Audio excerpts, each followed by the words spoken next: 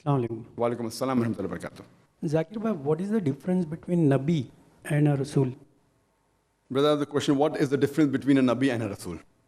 Nabi means a person who is a prophet of God.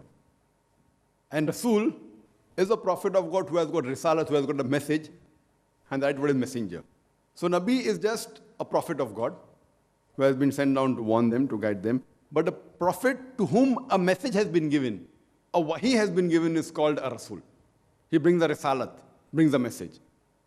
Every Rasool has to be a Nabi. But every Nabi need not be a Rasool. That means to be a Rasool, you have to be a prophet of God. Now all prophets do not have a wahi that has been revealed to them. So all those prophets, all the Nabis to whom a wahi, a message has been revealed to them for the whole of mankind or to the community, that prophet, that Nabi is called as a Rasool.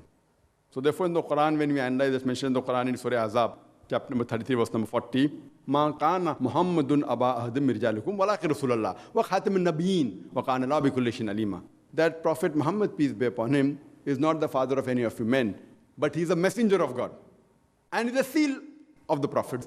That means he is a messenger of God. That means a prophet with a message.